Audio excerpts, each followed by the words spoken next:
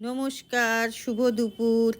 Sunanda sweet family একটি নতুন ভিডিওতে সকলকে জানাই স্বাগত।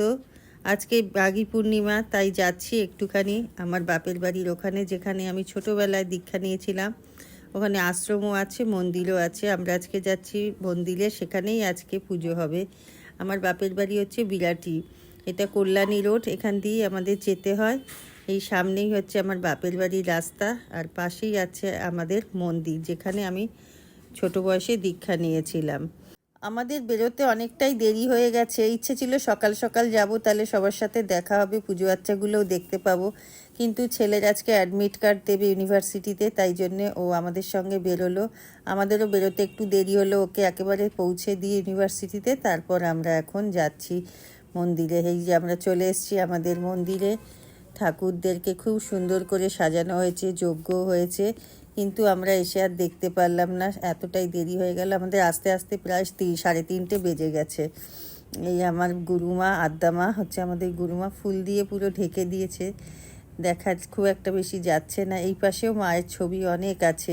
ছোট বয়সে এখানেই আমার অনেকটা সময় কেটেছে, কারণ আমি ক্লাস 1-এ যখন পড়ি তখন আমি দীক্ষা নিয়েছি, আর এই মায়ের কাছেই আমি থাকতাম। মা এখন আর বেঁচে নেই, বেশিরভাগ টাইমটাই আমার মায়ের কাছে কেটেছিল। তাই এখন এসেছি, আর সেই ছোটোবেলাকার কথাগুলো মনে পড়ছে। মায়ের একটা দেয়া শাড়ি আমাকে দেয়া হলো আজকে, আমি খুব খুশি হয়েছি মায়ের শাড়িটা পেয়ে। আমি মাথায় করে দিলাম মায়ের এই শাড়িটা। আর আজকে ভোগে হয়েছিল খিচুড়ি, পায়েস। আমরা অনেকটাই দেরি করে গেছি বলে আমরা আর বসে খাইনি, আমরা নিয়েছি খিচুড়ি, পায়েস, চাটনি, আর হয়েছিল বাঁধাকপির তরকারি। আমি আজ খুব খুশি এইগুলো পেয়ে। অনেক দিনের পুরনো কথা সব মনে পড়ে গেল আজকে আমার, তাই এখন সব নেওয়া হয়ে গেল। এবং লাস্টে দেখছি সবাই আয়োজন করেছে ফুচকার।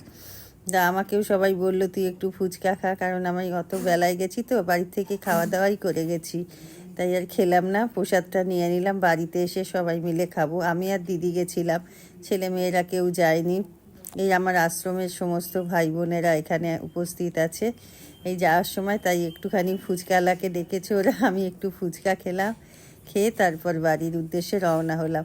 আর একটু হয়তো থাকতে পারতাম, বেশি সময় কাটাতে পারতাম, কিন্তু ছেলে আবার ওখান থেকে বলছে যে ওর কলেজের কাজ হয়ে গেছে, ও স্যারের বাড়িতে পড়তে গেছে। আমায় বলল, মা তুমি তাড়াতাড়ি চলে এসো, তাহলে একবারে আমিও তোমার সাথে ফিরবো।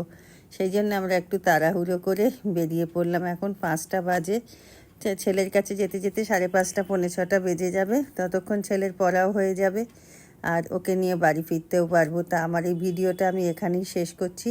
যদি আপনাদের কিছু ভালো লেগে থাকে তাহলে লাইক, শেয়ার, কমেন্ট করে পাশে থাকবেন। আজকের মতন বিদায়, দেখা হবে নতুন কোনো একটা ভিডিও নিয়ে। ততক্ষণের জন্য tata, bye bye, good night.